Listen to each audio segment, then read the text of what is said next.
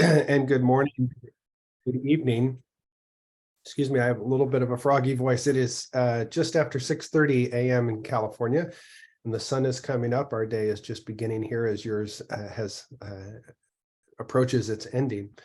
And I'm just so delighted to be back with you again, to have this talk with you and to share this time with you, talking about communication and palliative care.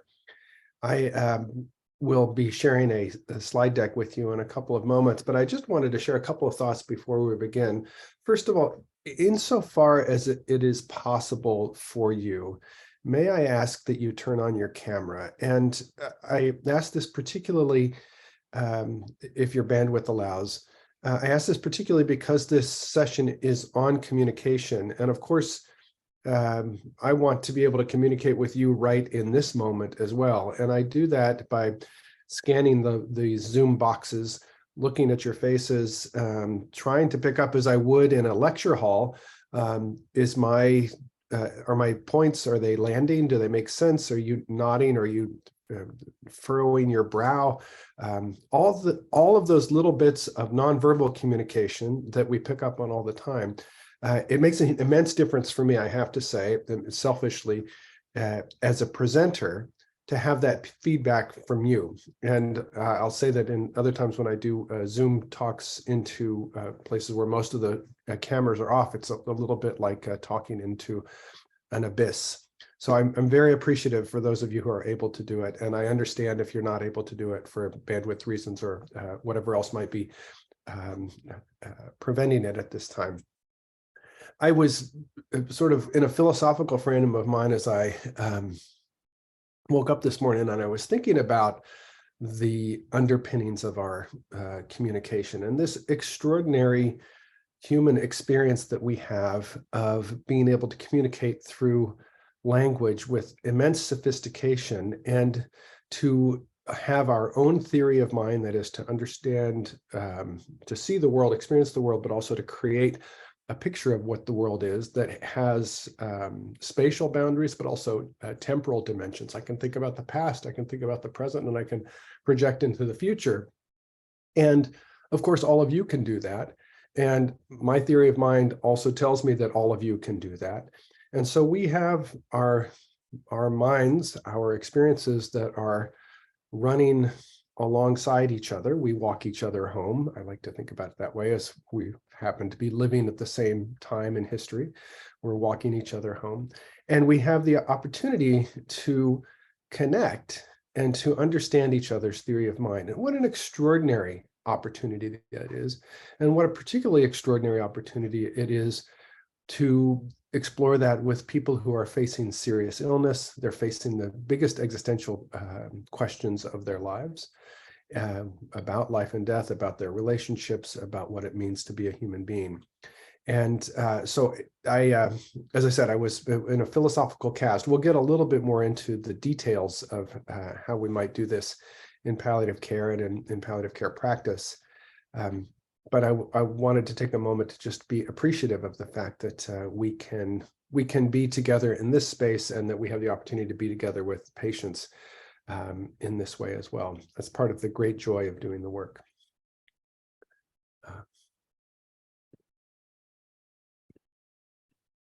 Okay, I'm going to share my screen here.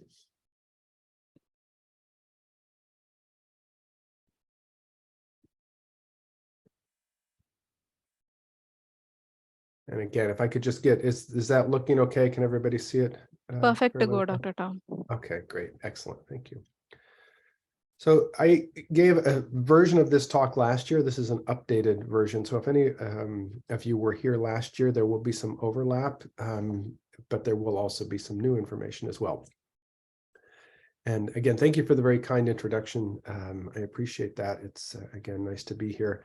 And I should emphasize that my practice is primarily in pediatric palliative care. I was trained in pediatric and adult palliative care and hospice medicine. I'm also an attending for a pediatric hospice service here in California, And so some of the stories that I may tell you are in that domain. I really encourage you, if you have stories from your own practice that you'd like to share, I'd be very eager to hear them as well.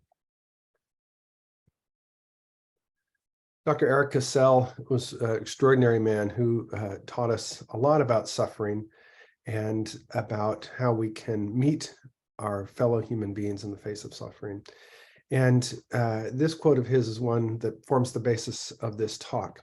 Similar to scalpels for surgeons, words are the palliative care clinicians' greatest tools. Surgeons learn to use their tools with extreme precision because any error can be devastating. So too should clinicians who rely on words. And I think we've all had the experience of choosing the wrong word inadvertently, or choosing the wrong phrase. And you have that sense of a person stiffening or withdrawing. Fortunately, there is also the possibility of repair. And we can talk about that a little bit too, if we use the wrong words. So during our time together, I think about the next hour or so, we'll be reviewing fundamentals of communication in palliative encounters. We're going to share some best practices of effective language, talk about recognizing and responding to emotional content. And that's not only the emotional content of our patients and their families, but our own emotional responses, our own emotions as they come up. And we'll look at a few recent articles on palliative communication. So here's where I'd like to ask you to give me some feedback. I'm happy to say, actually, I hope you don't mind a little personal anecdote. I got married to a wonderful woman a year ago this weekend, on June 4th. We're celebrating our anniversary this weekend. And one of the things we've been doing at this stage of life is sharing movies that we love with one another. And one of my very favorite movies from the 60s is Cool Hand Luke with Paul Newman and an all-star cast. And we happened to watch this about 2 months ago. And there's this famous line where Strother Martin stands up above all the men in the prison, in this 60s era prison, and he says, in a very distinctive accent, "What we have here is a failure to communicate." And that is the bolt of ice that goes through me when I think about the times that are challenging for me, is when we've broken down in communication. So can you share, either by unmuting or writing into the chat box, what are the challenges you face in your palliative care practices or in your clinical practices overall in terms of communication? What brings you the moments of real challenge? We'll just be quiet for a moment as you offer those. Thank you.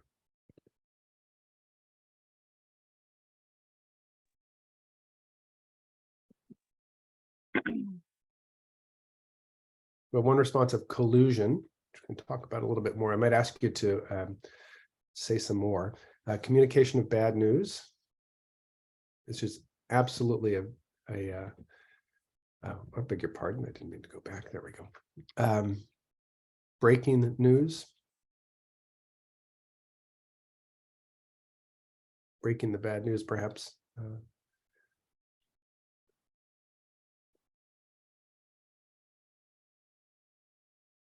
I'm wondering if I could ask those. Oh, here we go. There's some others. Discussion related to death. Absolutely. To whom to communicate? Communication with children. Absolutely. We can talk for a bit about that. I think understanding developmental levels and taking advantage of the team that you have working with you is important in that setting. I'm wondering if the expression collusion here has a particular connotation, and I want to make sure that I'm understanding it correctly. Would one of you be able to explain to me, because a couple of people used it, in what context you would use the expression collusion clinically here? I'm just not understanding it in the same way, I think.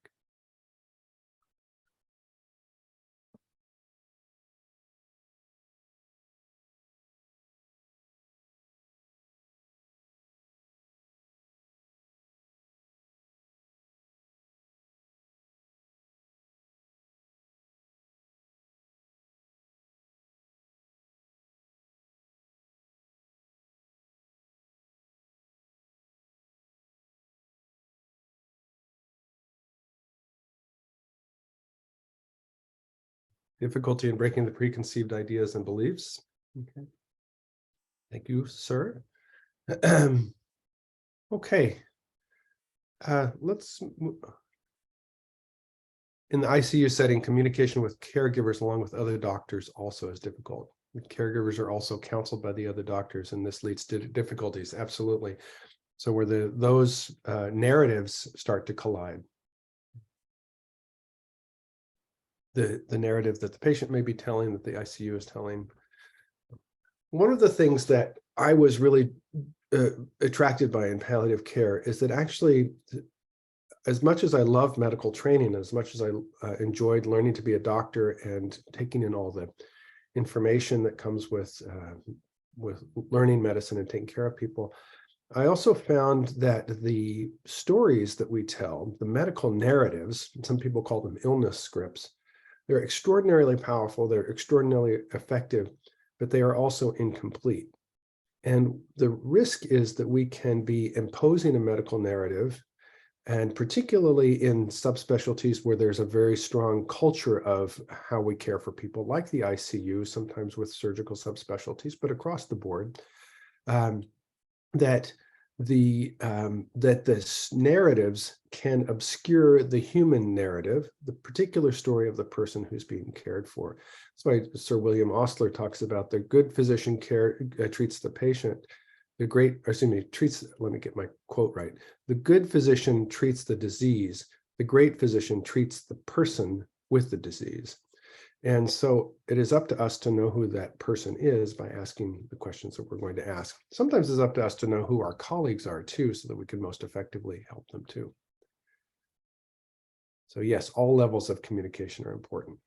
So thank you all very much for the comments in the chat box, and hopefully we'll touch upon most of these. If we get to the end and there's one that's still lingering for you we haven't discussed, please remind me and I'd be glad to go back to it. So why do we focus on communication? This may be an obvious question with obvious answers. But as I said just a moment ago, the power of the stories that we tell each other and we tell ourselves. When we tell the narratives of our own lives, we're trying to decide what our lives mean to ourselves and what we mean to others, what they mean to us, what's beyond this medical story. And as a palliative care clinician, we're trying to align the patient's personal goals and wishes with therapy, with the care that's being offered. And also, I think it's important to think about the assumptions or to confirm the hypotheses that we might be carrying with our stories. One way I like to think about my work as a palliative care physician reflects back to a book I read in college called The Mirror and the Lamp. This was a book about literature, and it said that in the realist tradition, the authors would try to create works of art that were a real representation of the world. And so they were trying to sort of reduce the influence of the author as a sort of creative or an overriding personality and really just represent the world. So mirroring the world, that's the mirror part. And then the lamp is the idea of inspiration, a sort of spark of genius or creativity that is shining light into places that otherwise wouldn't be seen. And I like to think that we can play both of those roles. We can be both a mirror to patients and families, showing them who they are, showing them who their strengths are, maybe even showing them where the stories that they're telling themselves are not serving them. And also being a lamp, saying, you might want to look over here. Let's look over in this corner. I'm going to shine a light over there, and let's talk about what it means to look over there instead. So again, I'll ask you to bear with me because some of the content that we're talking about is fairly general right now, and it's a little bit more, I should say, the attitudes and sort of personal attributes that one brings to one's clinical encounters rather than specific nuts and bolts. We'll get to some nuts and bolts things in just a little bit, but I think these are important sort of organizing principles to thinking about most effective communication. So my fellowship director was a wonderful physician named Tom Reed, taught me about these ideas about cultivating capacities for connection, and particularly in conversations where there's a lot at stake, where there might be high emotions and difficult decisions to make. We talked about cultivating a centered or grounded presence. And for many people, this means having a connection to their somatic experience, that is deep breathing or otherwise being bodily aware, and also being aware of a sort of a deep sort of peacefulness that one can cultivate on the inside. I work on this a lot with my team and with especially with my trainees, to say this is a capacity that you'll need to be cultivating so that you can be fully present in the way that you will most serve your patients. Openness comes back to the idea I just shared a little while ago about the medical story. There are other stories that can be true, and they can run parallel, or at least they can have a deep truth for the person who's telling them. And so we need to be open to that. Compassion, of course, sometimes means deploying our theory of mind to understand that when people are suffering, they need our understanding, and they can benefit from our kindness.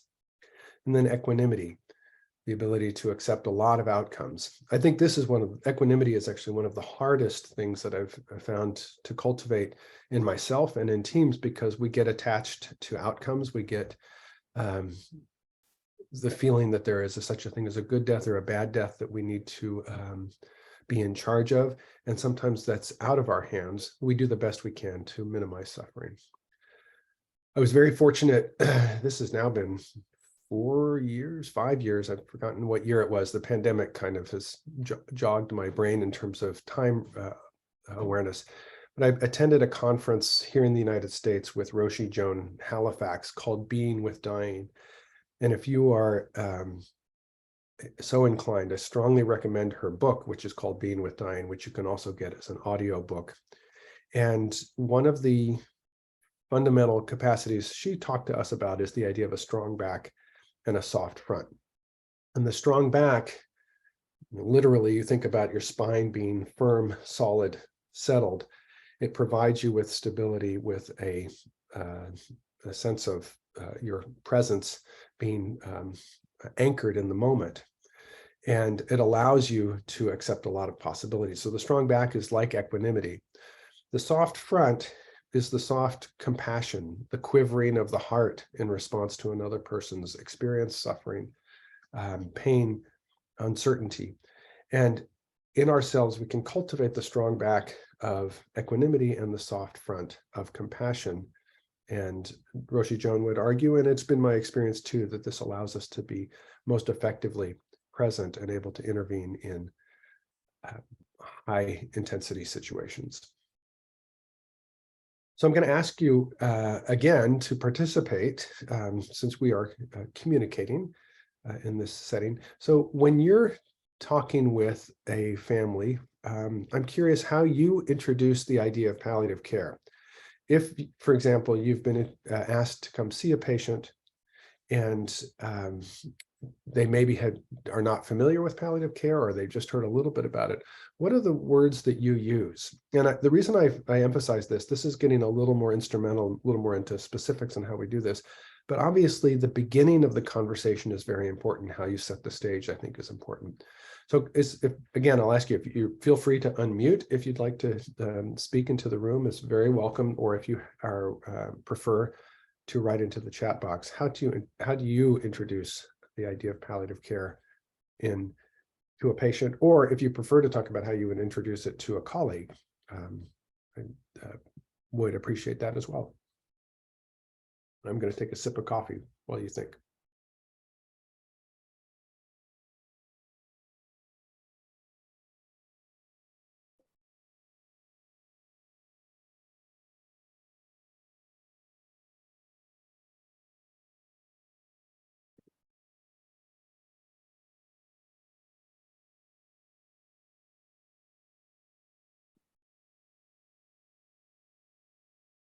Thank you. Yes, total care for total pain.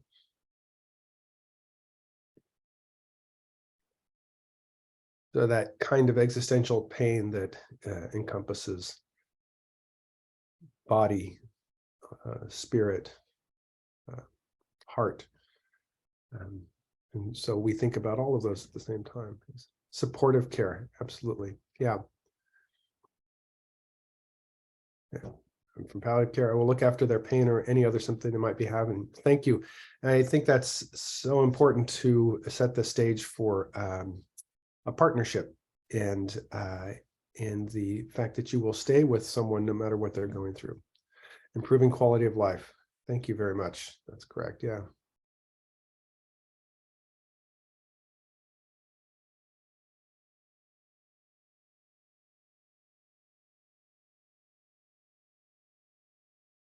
I'll tell you that for me, as a pediatric palliative care doctor, seeing exclusively children, this is often a very difficult conversation because, of course, parents are very worried about their children, and if they have an experience with palliative care and they associate it with their child dying, then it can be difficult to even open the conversation. So I often ask, yeah, thank you, asking about how they might be experiencing the disease. I'll often ask if they have any prior experience with palliative care, but then also talk about how we are there to help support families using the idea of supportive care, or come alongside families as they navigate serious illness.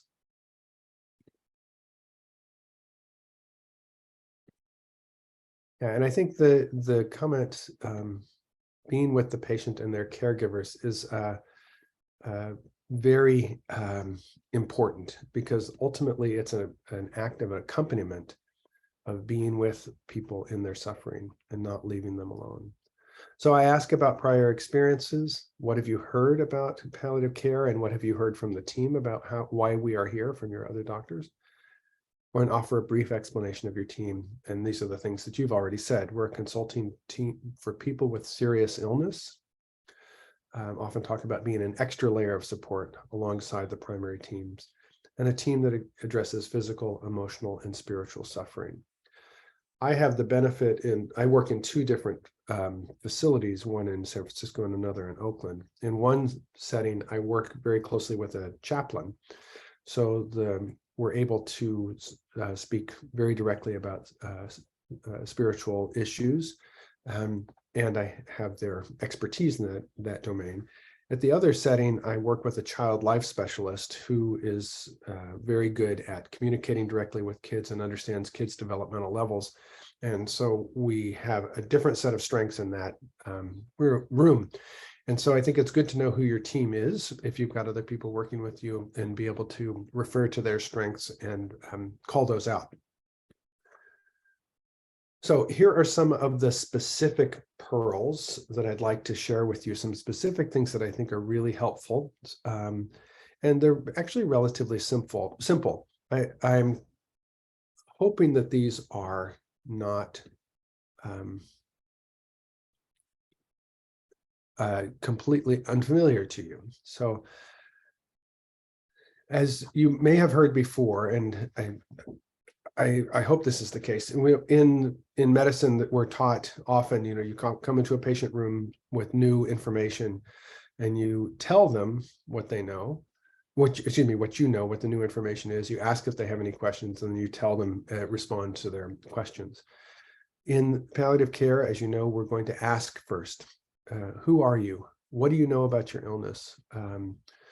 What have the doctors told you is going on? And continuing to ask about those answers before we start telling and sharing any specific information. This is enormously important. Use open-ended questions. What have you been told about your illness, or how do you think your family member is doing?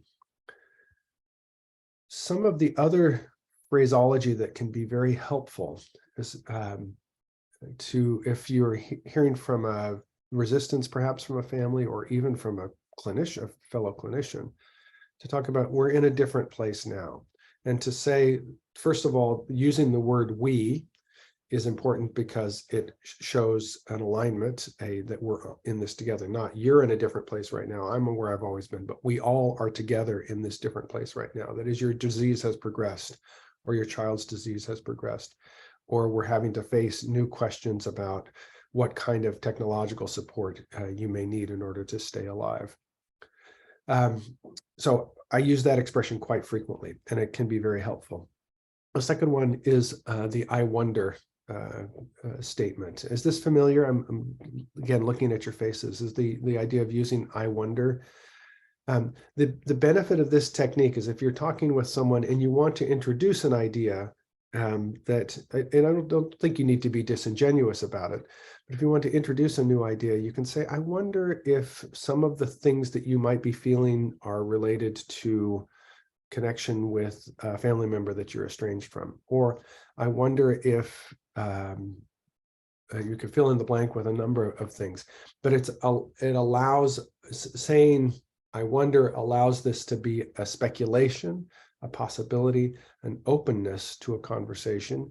It's not an emphatic statement about what is or isn't true, but it allows you to introduce an idea that you may want to introduce with a sort of soft touch.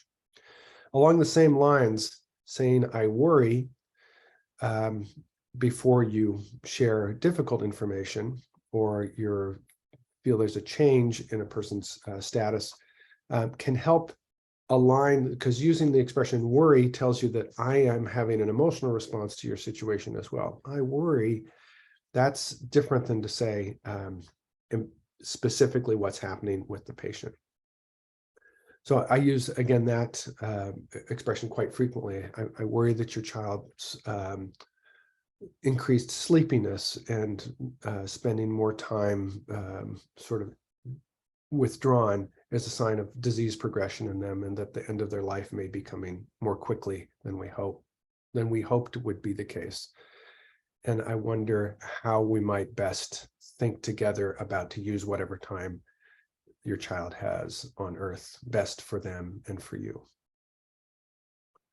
The third person technique is also very helpful. It kind of tends to triangulate rather than saying, sir, many people, are you feeling guilty about the way you are feeling about your illness? To say, a lot of people have this guilt that they wish their disease were finished. Have you had feelings like that? The person may say yes or no, but it allows you to, again, to triangulate, to put into a different context the question that you're putting out there without it being a direct sort of confrontational thing. And then, of course, it's very important to normalize thoughts and feelings and to say that's a very common thought. Being sick and being at the end of one's life is an isolating experience, can be very alienating. For many folks, this, I think, is, I want to be cautious about speaking at the experiences like with people in India, in the United States, because we tend to be a very individualistic society and a very isolated society with a lot of loneliness and a lot of social disconnection. People have a lot of suffering, a significant amount of suffering at the end of their lives, because they feel that they can't share some of the more difficult feelings. And so to be able to normalize the experience of being afraid or uncertain is, I think, really important. It looks like there was a hand was raised, and I would be happy to respond to that. Was there a question? Or was that an inadvertent hand raise? Dr. Diksha, you had a question right now? Or was it by mistake?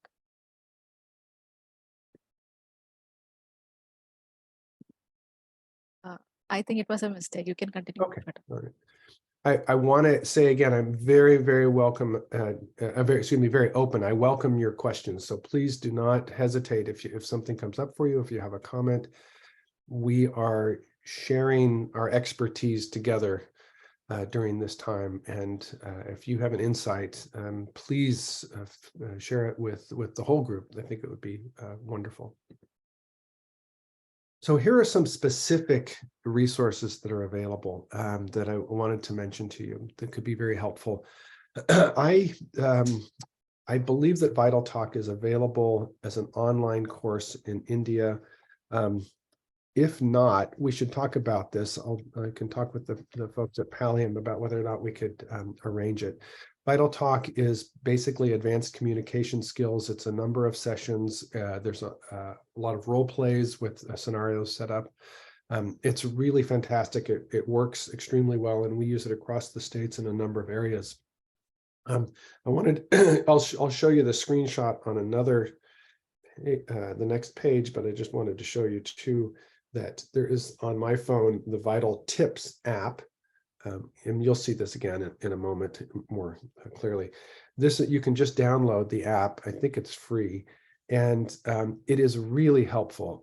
It has guidelines for delivering bad news, for responding to emotion, for holding family meetings, and they're just quick little bullet points to help you get organized if you're going into a difficult situation. There's ones that's called oops, I made a mistake, how am I going to make this right? So I strongly encourage you to use this. I encourage all of my trainees to use it. Fast Facts is not necessarily a communication tool per se, but it's just a helpful thing to have. It is an app that is put together originally by the University of Wisconsin here in the States, and it has a number of sort of evidence-based recommendations for symptom management and palliative care, and it does also have some communication tips, but that's not exclusively that. Geri Talk is another program for improving communication, but particularly with geriatric patients. And then CAPC, which is the Center for Advancement of Palliative Care, has really fantastic resources. If you're in an organization, you may already have a membership to it. So it's worth asking, or if you have it already, or if the organization will be willing to purchase it. There's, again, a wide range of things. And then a couple of other things I thought I would share with this group. And I'm curious, is anyone familiar with either the Conversation Project or the Go Wish cards? I can't see all the faces right now. Is there anyone who's seen this before, either of these before? Okay, I think I'm seeing mostly heads shaking no. So the Conversation Project is a advanced care planning tool. So helping people think about what they want their care to look like at if they have a serious illness or they're approaching the end of their lives. And it is a structured conversation to help people start talking with their loved ones, or to initiate the conversation for themselves about what their care would want to be at the end of their lives. And so it's a great resource. And again, as you can see, it's a .org, so it's a free resource. Along the same lines, there's something called Go Wish cards, which plays on the children's card game Go Fish. And in Go Wish cards is again, an online game where you can select various things. So say, for example, what would be most important to you? And it could be to be free of pain, or it could be to be as clear mentally as possible, or to be able to spend time away from the hospital, or whatever it might be. And then you can choose those, put those into various categories: what's most important, what's less important, what's least important. And again, it's a way of organizing your values and what you'd like to emphasize, and also a starting point for talking with your family members about it. So the links are there.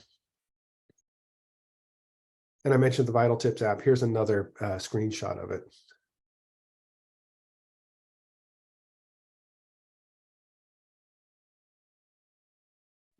There is a question in the chat. Tom, Yeah. you want to take it up now? Or... Yeah, actually, I'll stop here and let me just briefly point out, this is just three screen captures from the Vital Tips app to give you a sense of what it looks like. So the question is, the third person technique in communication, does it work in patients who are too late in knowing about their illness? Because comparing the pain of two different people may not be a great idea. I think it's an excellent question. And of course, I imagine that each of you, having come to this work, has good emotional intelligence, and you are cultivating your emotional intelligence. And so I want to encourage you always to read the room and have a sense of what feels right in that particular moment. I think you're absolutely right. None of these techniques will work in every situation. I think if you are talking about this, you could say, if you've had this experience, I've worked with other patients or some other patients and families I've cared for in the past, have learned about their illness very late, before we were able to really offer any curative treatments. And for them, they may have felt very disappointed or betrayed by the healthcare system, or they may have felt a sense of deep loss or sadness. Does that feel similar for you? I think you're absolutely right to put up a particular person. And so I think it's really important to say, when I'm talking about the third person technique, I'm not saying that you should say, oh, I had one patient and he went through this just great. He didn't complain at all, or something of that equivalent. I mean, I think it has to be very general, and should not suggest any sort of norming of what the patient's response should be. It's just offering a possibility that this is something you might feel because other people in that situation might also have felt the same way. I want to, does that answer the question? I want to make sure that addresses the concern, because it's a very good question and I'm really glad it was raised.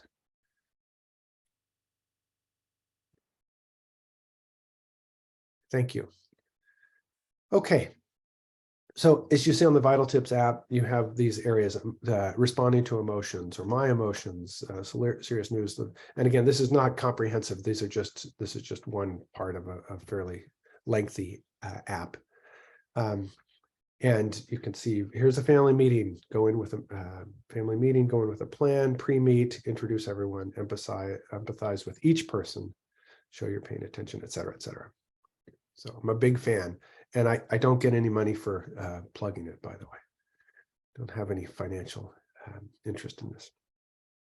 So the key questions in palliative care, these are really fundamental. They look a little bit different in pediatrics than they do in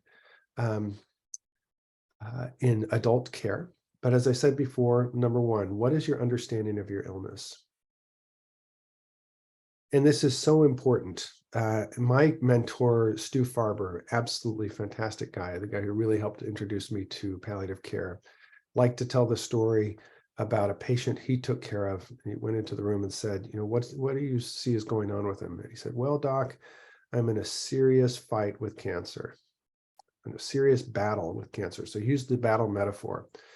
And Stu's response was, well, how do you think it's going? How do you think it's going to turn out? And he says, well, doc, I think I'm going to die. And what I think Stu did in that moment, which was really genial, was really wise, was to follow the metaphor. So I'm in a battle. Oh, I'm curious about that. What do you think's happening with that battle right now? How do you think this battle is going to end?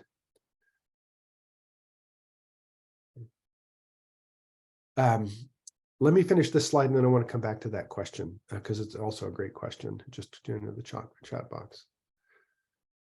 So in light of this understanding, what's most important to you? Okay. So for this case, this example that Stu told me, so you're worried that you're not going to,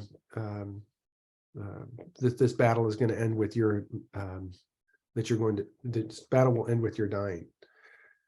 And you may not have as much time as we hoped. What's most important to you right now?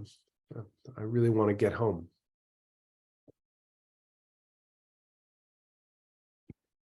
Or whatever it might be. I don't want to be in pain. So what are you hoping for? What are you worried about? One of my colleagues uses the expression, what keeps you up at night? What are the words that keep you up at night? I found that isn't always as effective, but it can work for some folks. Sometimes people think that's a very directive question, like, oh, what keeps you up at night? Well, it's because I have back pain and it wakes me up during the night. So try to be more specific. What are you worried about? Or what are the thoughts that keep you up at night? Maybe is a better way of phrasing it. How do you maintain your strength? This is such an important question, talking about where people derive their strength, what their coping mechanisms are internally, what's their community of strength, and what's their existential or spiritual formation that allows them to or helps them address suffering. And how are you doing on coping right now? In pediatrics, we also get to ask the question, and I think this is a helpful one, to tell me about your child. What kind of person are they? What do they love to do? What brings them joy? What are the hardest parts for them about being in the hospital? Just really open-ended understanding. And for those of you who are parents who have worked with a lot with kids, or who love kids in general, there's such an opportunity for delight and shared wonder at the miracle that our kids are.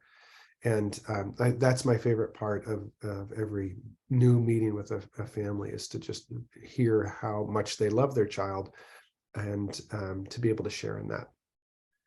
And you can do similar things with adults by saying, just tell me about who you are. What are the things that have been that are fun for you and that bring you joy and fulfillment in your life?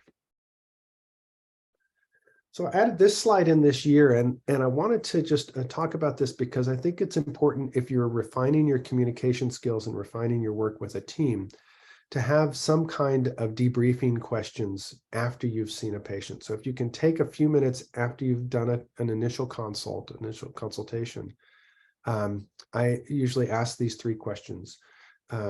What did we learn from this encounter? And a lot can come out there. It's nice if you're working with a couple of folks, because then you may get insights from others that you didn't pick up on as strongly, or that had a particular resonance for them. And it can be really helpful to talk about that together. The second thing, and this is particularly related to this talk today, is how was the process? So how did we work together as a team? And I put these 3 little bullet points. The first one is positioning. And what I mean by that is, how did we physically occupy the room? Were we standing up while the patient was sitting down? Or were we all sitting at the same level? Were there enough chairs for folks? Did it feel uncomfortable? Were we too far away? Was there equipment blocking us? Was there a lot of other distraction or noise going on? All of those things are helpful to know, just in terms of providing the best environment to have the conversation. I like to talk also about what I call the 90% rule, which is that in contrast to this talk, where I'm doing 90% of the 95% of the talking, I want to be quiet and let the patient talk. And so we're always asking ourselves, did the patient do 90% of the talking, or at least close to that? So keeping our questions short and giving follow-up questions that are eliciting more responses. And then finally, team interactions. And what I mean by this is that, again, because I work with a chaplain or a child life specialist or a social worker or a nurse, did everyone feel like they had the opportunity to ask questions? You know, we're trying to pick up on each other's cues about when they want to enter, when each of us wants to enter the conversation. And how did we do with that sort of interaction? I think about that as a sort of a musical metaphor, which is like being in a jazz combo or in a string quartet, where you're listening, you're playing your own part, but you're also listening very closely to what the other folks are playing. And that the patients themselves are kind of the music, and that we're responding to the notes on the page, or the sounds that they're giving us to create a new sound together. And then finally, what was the experience like for you? What was it like to be in this moment with this family? I'll give you an example of how this can be important, because I think this has to do with cultivating capacity, or cultivating our understanding of how we are with a patient. Just this week, I happened to be taking care of a child who has an arteriovenous malformation, has had a fairly significant bleed and a pontine injury as a result of that. And one of our team members also has a arteriovenous malformation that they know about that is at risk of rupturing and bleeding. And so in this patient, our team member saw themselves, and they are extremely self-aware. And they said, "Oh, when I hear this, it reminds me of my own situation. I have some countertransference. These are difficult situations for me." And so we brought that forward and up into the light and talked about how to address it together. I am aware of times when I have over-identified with a patient. This happened particularly strongly for me last fall, a young man whom I saw a lot of myself, or I believed that I saw a lot of myself as a younger man in, and I had some boundary issues in taking care of him. And so when very intense emotions, very intense connection comes up with a patient, that often tells me that there's something going on for me internally that I need to pay attention to. And that's the question, the value of that last question. So let me go back to the chat question if I could. So in a country like India, when there is huge resistance to talk about death, even to relatives, how can we discuss it with patients for advanced care planning? That's a really good question. I think, first of all, is offering the invitation of some folks when they're facing a serious illness or as they're getting older, start to have thoughts about death. Is this something that has been true for you? And if that's usually that'll be a yes. And then you may say, given that, is it okay if we talk about it a little bit today and talk about what might be important for you as your time of dying approaches, and see where that goes. If that if you're seeing a lot of resistance to that, I think it's reasonable to speak to the resistance, not as not in an aggressive way, but in a curious way. It sounds like it's hard to talk about this, and I can understand that it would be hard to talk about it. Can you tell me what makes this hard for you or for your family? And I think it's also reasonable to say this is you don't need to have an advanced care planning conversation with everybody who comes into the office, and it may be something that doesn't need to happen if there's such deep resistance that it would otherwise put the therapeutic relationship at risk. So, and then the follow-up comment, it looks like they usually don't want to reveal their knowledge about the disease. I'm curious about that. So would a patient not want to talk about what they know related to their illness?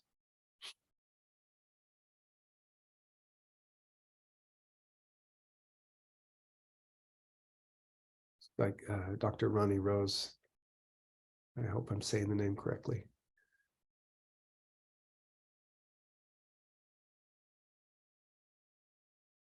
I don't mean to put you on the spot, but can you clarify that a little bit?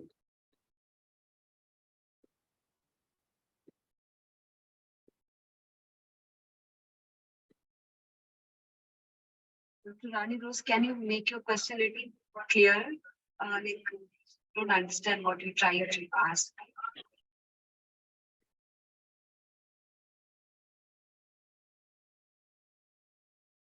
Or if you prefer to reformulate and put into the chat box, we can come back to it. That's fine as well.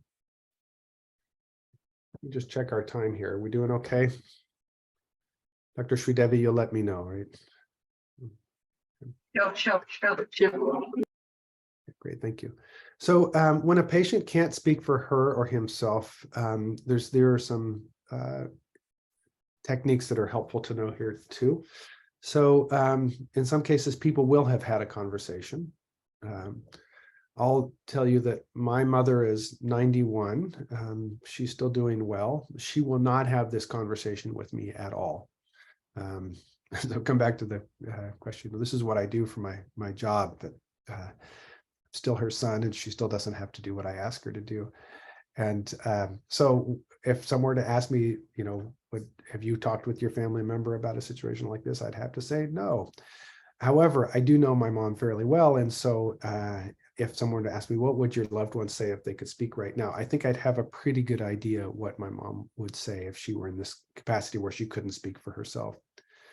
And what's important for you as a spouse or as a parent or as a son, whatever the role is that you have in a relationship to the person has in relationship to this, to the patient, is a really helpful question. Because and this has been an area of real interest to me, I have to say, that we occupy our identities, our roles in life often as the role of I'm a son, I'm a father, and there are rules, there are expectations, there are values that we have internalized about what it means to be a good son or a good brother or a good father. And those are extremely powerful. And understanding what those rules are for each person, maybe it is, my job is to keep my mother alive and on earth as long as possible. That may be something that somebody fundamentally believes, or it may be, my job is to make sure that my mother's dignity is protected above all, and so that as few people are involved in her care and in intimate care as possible, and the only people that she trusts, whatever that might be. So eliciting that can be extremely helpful in terms of in helping a family care for their loved one. So here are goals of care, some other ideas. Talk about a continuum of intervention, normalizing it and using information gained from previous parts of the conversation or other earlier conversations. So I'll let you read this. I don't think I necessarily need to read it out loud. But I often, when I'm talking about this, I will say, I'll use my hands as part of the communication technique and say, there are some families that will do everything they can to keep their child alive, or let's say I'm talking directly to a person. There are some people who want to do everything they can to stay alive as long as possible, including every medical intervention as possible, because every moment of life is very precious to them, and that is perfectly okay. And there are other folks kind of on the other end of the continuum who want to focus on what is important to them right now. They want to be comfortable right now, even if it means their life is going to be shorter. Between this range, where would you place yourself? Are you more this way? Or are you more this way?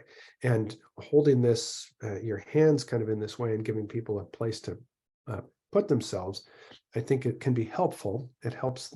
And when I talk about this with parents, I always say each of these extremes represents loving choices that families make from a very legitimate place, so that we normalize and validate the choice ahead of time. And then the important thing I wanted to emphasize about this is, if you've asked this question of someone, don't assume just because they've said they're at one place at one point that they couldn't move in either direction.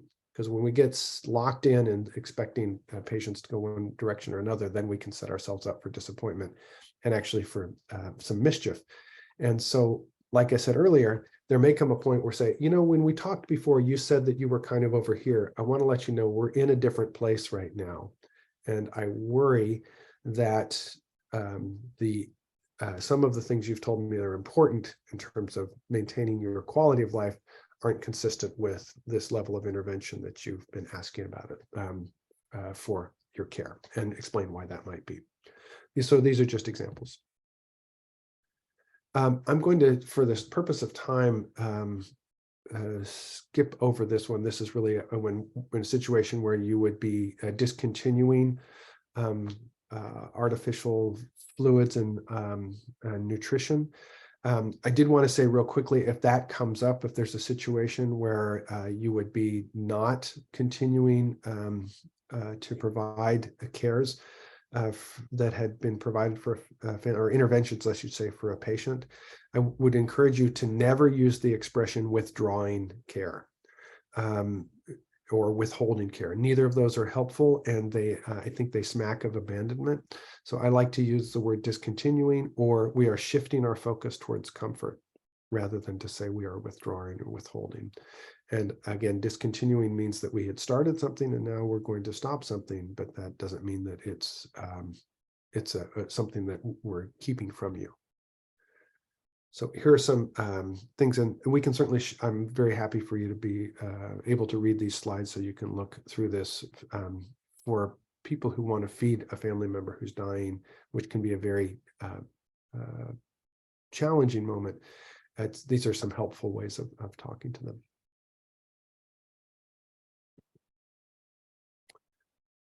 Along the same lines, I know that there are fewer opioids available in India in general than there are in the United States, where we have an abundance. But this question does come up here, and I imagine it does there as well. Is there worry that if you use opioids, if you're using morphine, is that going to make my family member die sooner? And of course, the research shows that if you use this judiciously, you actually can probably prolong life at the very end of life.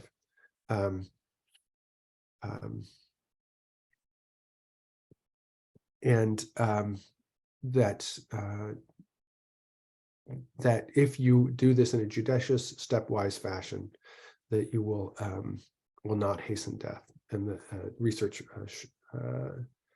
shows this. So I'm going to come back actually, and thank you, Dr. Ronnie Rose. Even though that a patient may know about the condition, they are explained about it, they expect explanations from you, hoping that they'll have some hope from your talk with them. Yeah. And, hope is a really interesting question. So first of all, absolutely, I think you're right. Patients do want explanations from us. They want some context. Hope is a really, as I said, it's an interesting and a little bit of an elusive concept, because hope can present in, I don't think we have the capacity to take away hope, because it is such a fundamental human drive. It's such a human coping mechanism that we believe that we can take away hope by sharing information, but hope shows up in different ways. And I really like the idea of the question of second hopes, first hopes and second hopes. That's a concept. Is that a familiar one? The idea of asking about second hopes. I'm looking again for head nods or shakes. I'm guessing I'm not seeing any nods, so let me talk about it real briefly. So when you ask a question about hopes, what are you hoping for? You might have someone say, for example, I'm taking care of a child right now who is dying of osteosarcoma, and her parents told me, we're still hoping for a miracle. We're hoping for her to get well enough to be able to start taking oral chemotherapy again. So first question is, what does a miracle look like? What does it mean for you to say a miracle? But then the second thing, and especially if I feel like the medical information suggests that this child is not going to get better, I don't know for that for sure, but it's what it seems to be. Then I might say, I want you to know we hold that hope absolutely with you. We are hoping for a miracle with you. And I believe that in my heart. I do hope for that miracle with the family. And I allow myself to sit with that feeling of sharing their hope for a moment so that it's authentic.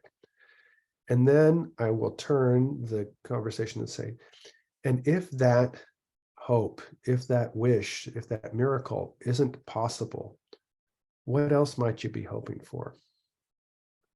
And if the miracle doesn't happen, what else might you be hoping for? So what I've done is I've aligned with their hope. I've aligned with their belief. I haven't negated it. I've actually supported it and said, yes, that's a legitimate hope, and let's hold it together. Let's say that. And then also introduce the possibility of another outcome while holding the hope outcome at the same time. So what else might you be hoping for? So if your child only has 2 weeks to live right now, which might be a more blunt way of saying, but if the time is not as much as we want, what else might you be hoping for? And we haven't taken away the initial hope, and then we can talk about other hopes that could develop there too. It is terrifying to think that we might make someone hopeless, that we might contribute to their despair. I also think it's important to believe in our patients' abilities to cultivate their own hope and resilience, and to be witness to that. And so asking them about what they might be hoping for is a powerful way in and of itself of cultivating hope. So thank you very much for the question and the comment. So responding to emotion, you should expect that patients are going to have strong feelings. Their feelings may be of anger, they may be of fear. Excuse me, I'm sorry. Back a little bit. I saw the note in the chat box, and we'll get back to that in a moment. There can be a lot of emotions that can be difficult for us to sit with. And I'll tell you that I grew up in a family where there was a lot of anger, and the anger was very threatening. And so when I experience anger from patients or from my colleagues right now, it triggers a really intense response in me.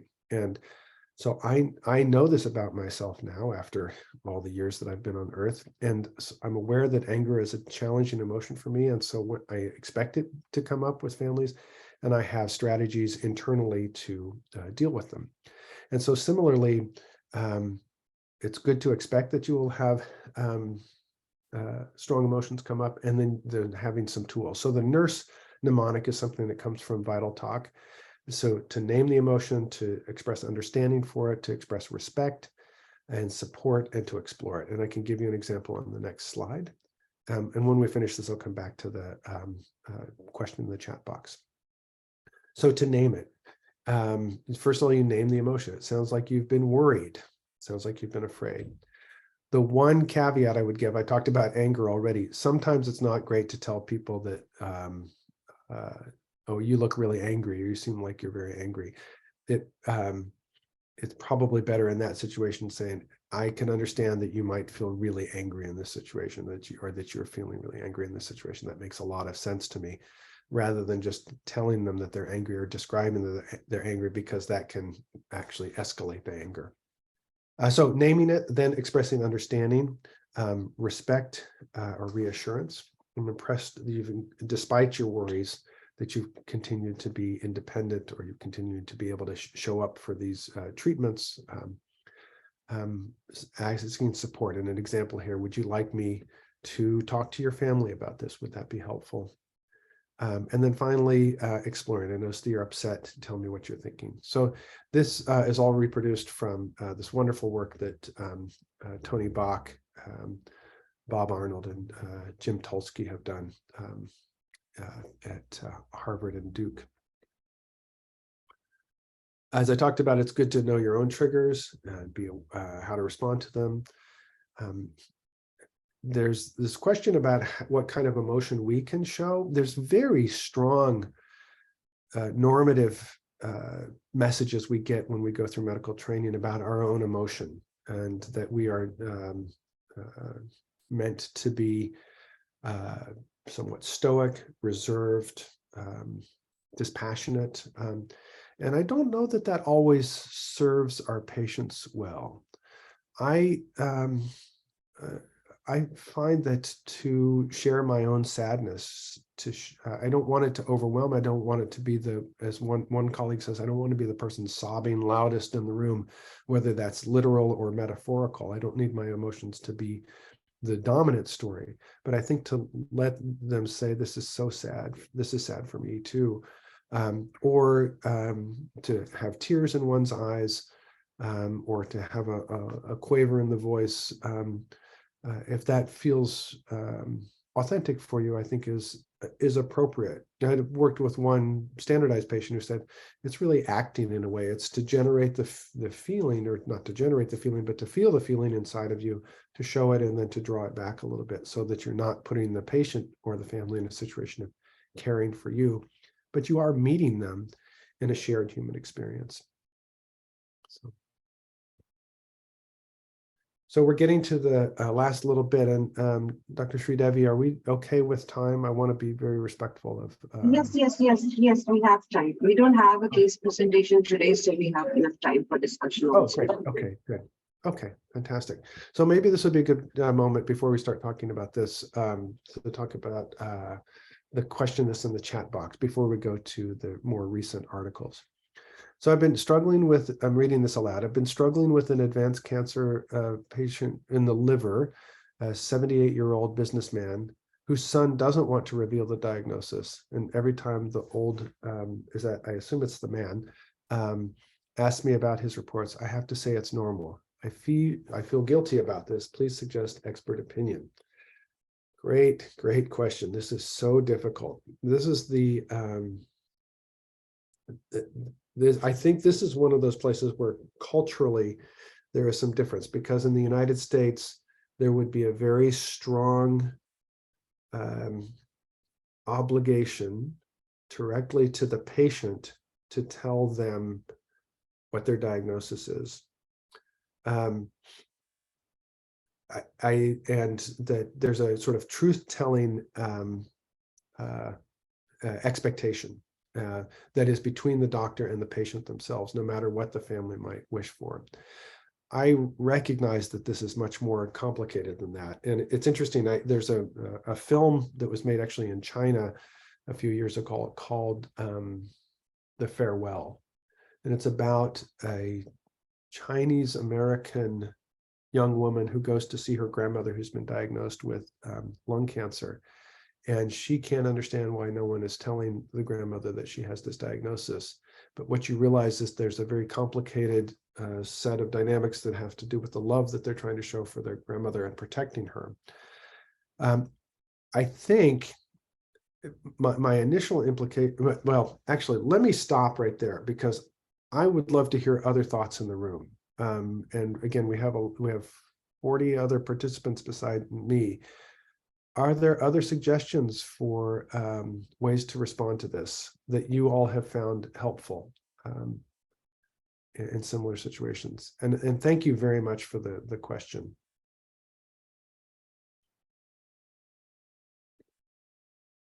Sorry. And it looked like maybe someone had raised a hand too.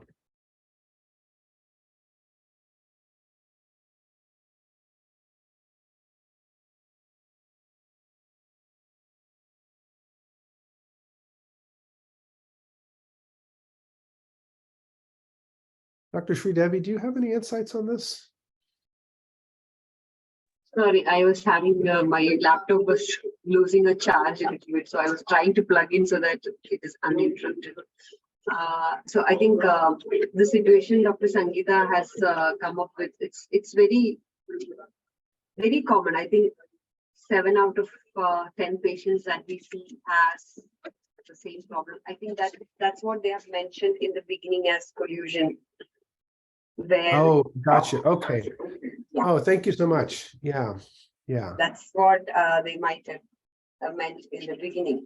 So it's a very difficult situation when we come across it. But most of the time, we'll be able to reach the patient after talking to the family members like multiple times, almost every day, understanding their concerns and acknowledging that they are doing this because they want to help the patient really from their side. Most commonly, we are able to talk to the patient, but there are certain situations till the last moment, the son or the doctor will be holding on to the fact that no, you cannot tell. And the patient keep asking you, I mean, things are all right, right? I'm recovering. And why am I not feeling better? So yeah, that's a very difficult situation that people go through. Yeah, and so I could imagine talking to the family member and really exploring what it sounds like it's important for you that I not tell your father or your mother what's happening right now. Can you tell me about what's important for that? And then maybe, is it okay if I share with you why I think it's important to talk with them? Because they're asking me these questions, and sometimes the not knowing is much, much worse than the knowing. I think the sort of parallel situation that does come up a lot in the States with kids, because parents often don't want their kids to know that they're dying. And I actually will talk to parents. There's some research that's been done with bereaved parents and looking at two sets, the group that talked to their kids and the group that did not talk to their kids. And the the parents who did not talk to their children who were dying regretted it. And a significant number of them, not everyone, but a significant number regretted not talking to their child. The parents who did talk to their kids about their dying, none of them regretted it. They all were glad that they did it. And so I will say, what we found is that other parents who have had the conversation are glad that they did it. And many of the parents who didn't do it later on wished that they had done so. And to offer in this situation, to be able to share this information with your father may actually be something that will help him and help you all navigate his last days together. But I also hear that the number is actually very startling to me, and forgive my sort of my cultural blindness about this. That would be like 70%. It sounds like of patients are in that situation. That does sound challenging to me. And Dr. Sangeeta, I particularly appreciate your acknowledging feeling guilty, that sense of wanting to fulfill your responsibilities as a clinician is not being able to be met in this particular situation can be a very a troubling experience. I think it's good to simply even to just acknowledge it. Are there other comments or other? That's about that. And Dr. Sridevi, thank you very much. Okay, I just wanted to let you know there is a lot of research out here, and I cannot hit all of the articles. This is just the Journal of Pain and Symptom Management, which is the primary journal here in the States. I also actually looked at the Indian Journal of Palliative Medicine and did not have as much success finding articles simply because the search strategy is a little bit more challenging. But for the Journal of Pain and Symptom Management, there have been 170 articles or abstracts that they've published within the last month. That is staggering.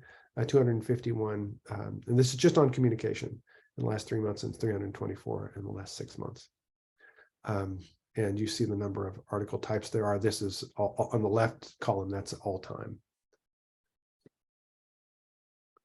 So I want to just talk about a couple of articles that I found interesting. These are not meant to be necessarily the be all and end all, but talking about training surgical residents to do a better job in their palliative discussions. And so they gave interactive sessions to surgical residents where they were paired with observed family meetings. They were taught communication framework on values and goals of care. They did a lot of role play with surgical cases facilitators. And then the outcomes were, there's 14 learners, so not a huge number, but it's not bad either, especially for an educational intervention.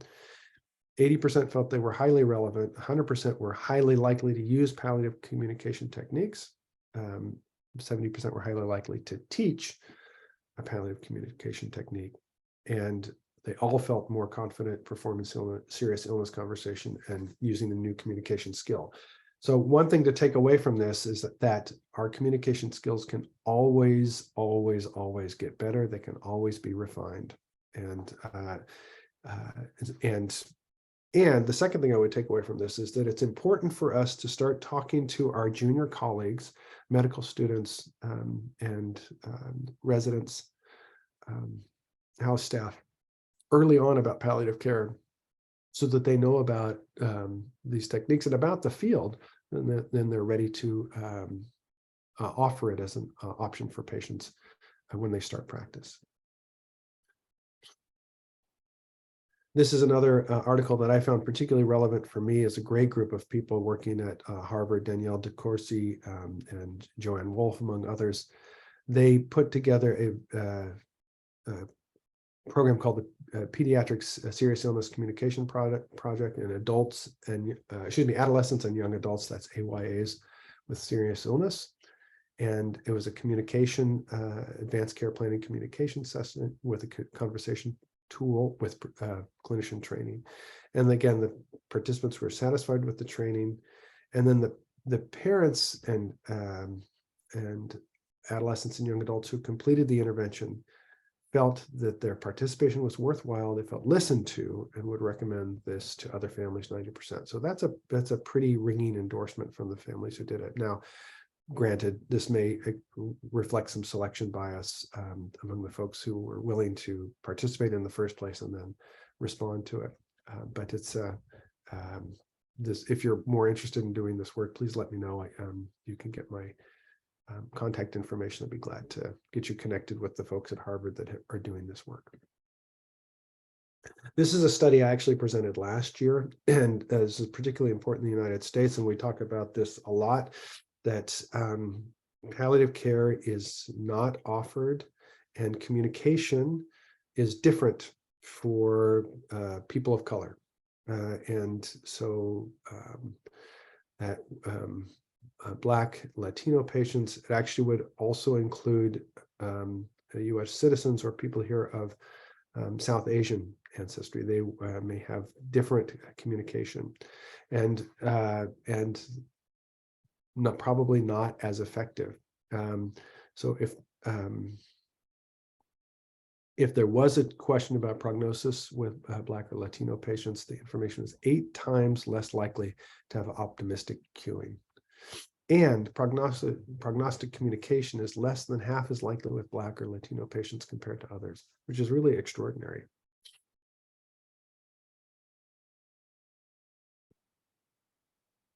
So in summary, careful and sensitive communication is perhaps the most essential component of palliative care. Reviewing fundamentals of communication supports best practice, as does sharing your experience with colleagues. And I encourage you to identify your cohort, whether that's this group here.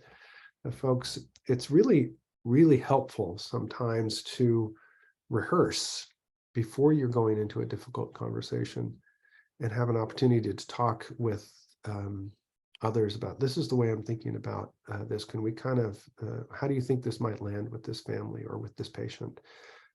It's really helpful to prepare yourself, just in the way, again, we talked about words being our scalpel. If you were going to do a procedure, you might really map out, if you're doing surgery or another interventional procedure, you might really map it out. You might even sort of go through a dry run in some ways. And so doing the same thing in these situations can be very, very helpful and help prepare you.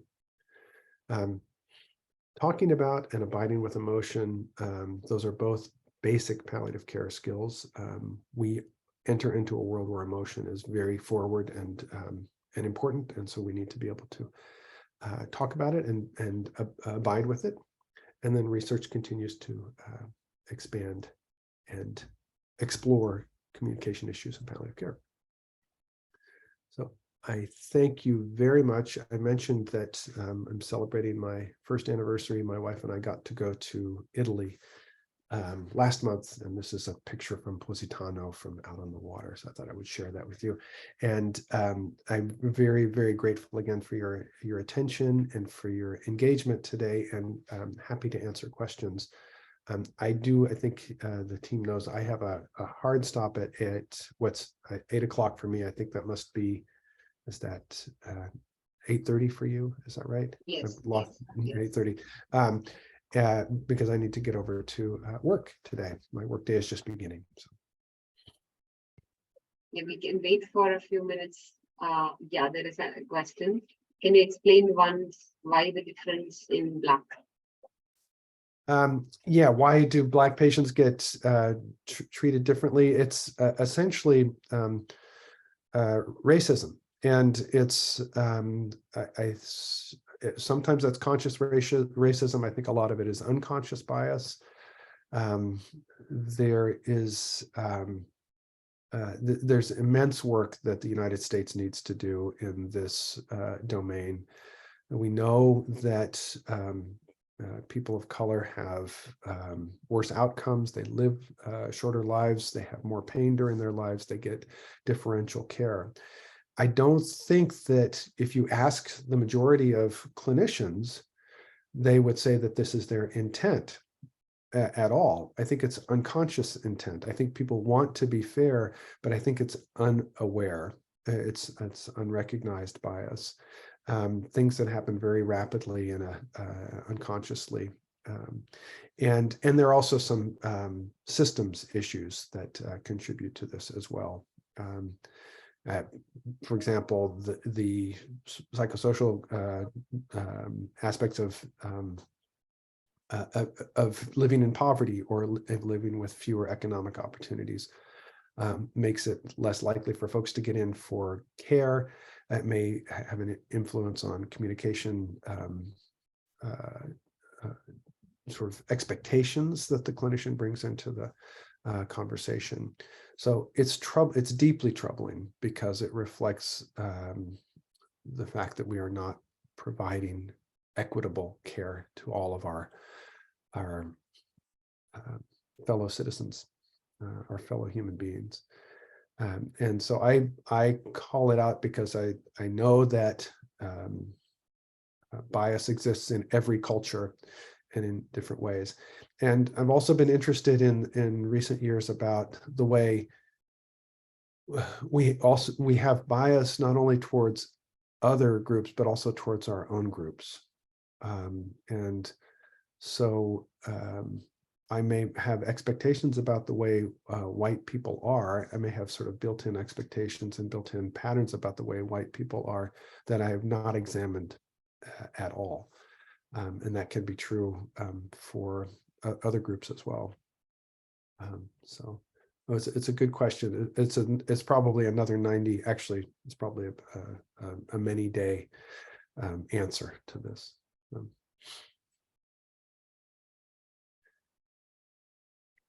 Well, thank you for the kind congratulations on the anniversary. Yeah, Dr. Atul, in certain community, people fear dying in their sleep and are hesitant to receive adequate pain relief. I do recall that I neglected to mention that I spent a month at Pallium just before the start of the pandemic in February of 2020. And I remember talking about this and hearing about the anxiety that people would have about using stronger pain medicines in India. And I think that's one, to acknowledge the fear, to say, I can understand why you might feel this way. Here's why I don't think it's likely for you. Because again, we're using these opioids at half. If you're using it simply for shortness of breath, then obviously you're using it at half the dose. But again, we're using these to respond to pain. We're going to start low. We're going to increase slowly, and we would not expect it to have an impact on your breathing. If you ever found that to be the case, then we would change our dosing. So.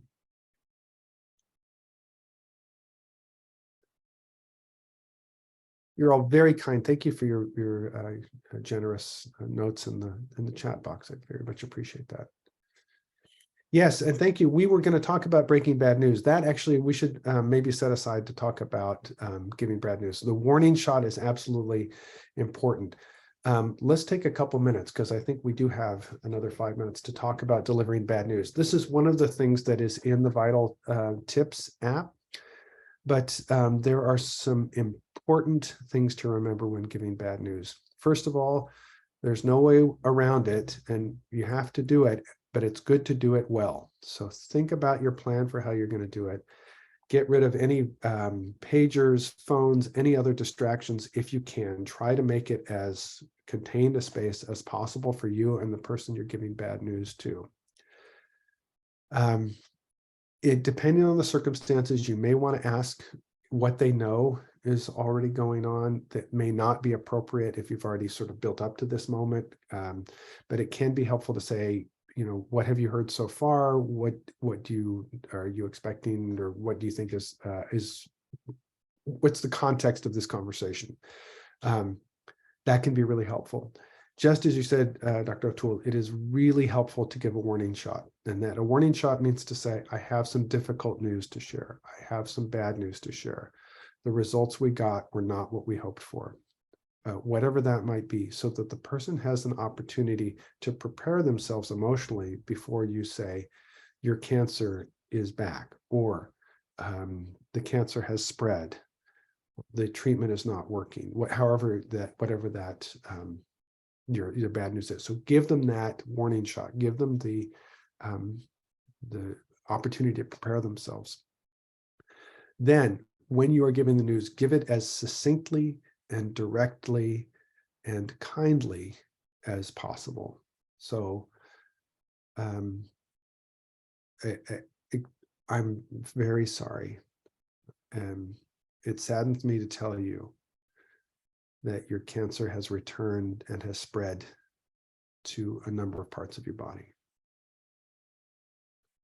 Keep it as simple as that, very short, and then be willing to sit with silence, because as a person receives that information, that's going to trigger an emotional response in them. They're likely to be afraid, scared, sad, possibly angry, whatever it might be. They could be overwhelmed. They're unlikely to be processing that information very effectively, or any information, that is to say, subsequent information. So it's not the time to jump into next treatment, just to sit. And that might take 30, 60, 90 seconds. That's a really long time. If you want to sit in silence with someone for 30 seconds, just time it on your watch. That feels like a really long time. So that's one of those moments where having the capacity to sit with your own discomfort is really important.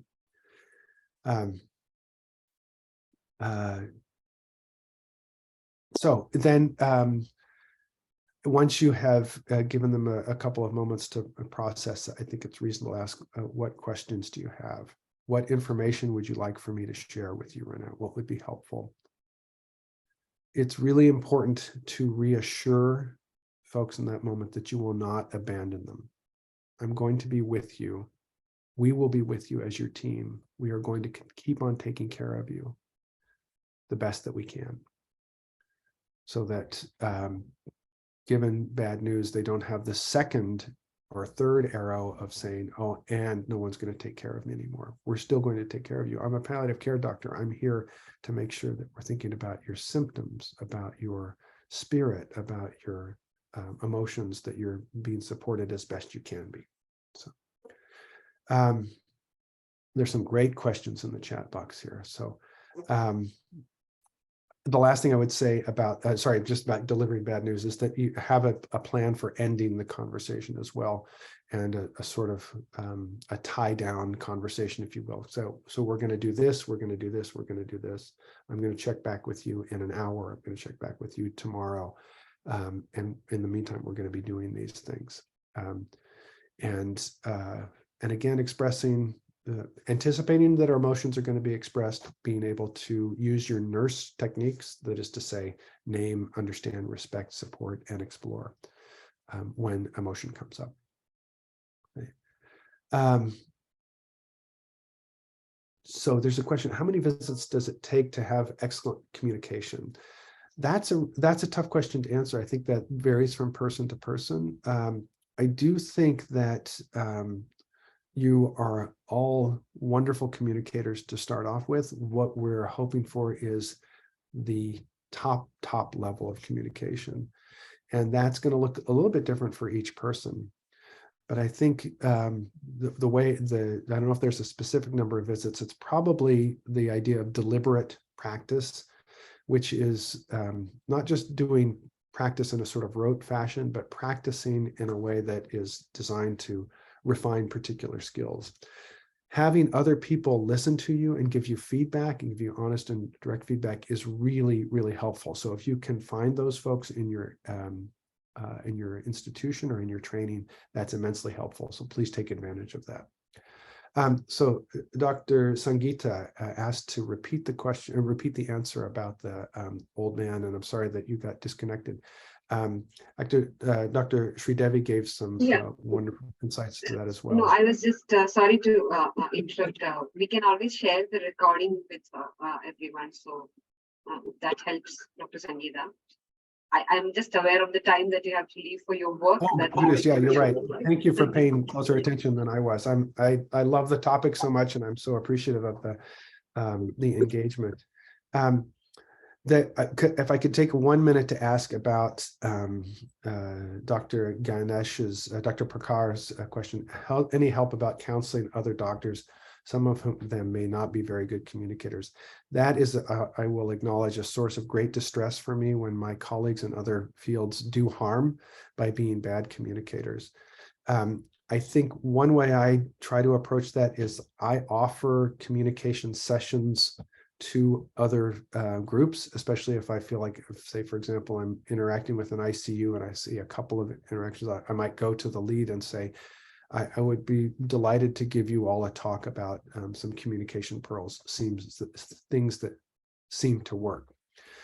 If it's a particular person, I think it can be helpful to say, could I share some feedback with you that I saw in your communication? Would that be okay? And if they welcome that, say, I saw this, you used this behavior, which led to this outcome, and the impact was this. So when you were talking to the patient, I noticed that you were distracted and were actually giving them very difficult news, and that seemed to have the effect of them, as I was observing, that they felt that you were not interested. And that made me wonder if they were going to be able to trust the medical system as much, however you want to frame that, but to have some specific feedback. And here are some things that I have found helpful for me in communicating with families. That takes a lot of courage, and it takes a lot of trust between you and the other communicator, or the other physician. This would be a great other topic to explore as well, because there are possibilities there. I think most people really want to be good communicators. They want to do this work well. We go into medicine wanting to be the best possible doctors we can be, and part of that is communicating well. And even if it might be painful for me, I think ultimately be appreciative if someone came to me and said, Tom, that interaction really went poorly, and here's what I saw.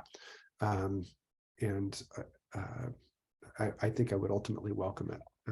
So I appreciate your willingness to ask the question. And again, I apologize that I need to sign off, but I'm going to need to drive across the water to San Francisco this morning.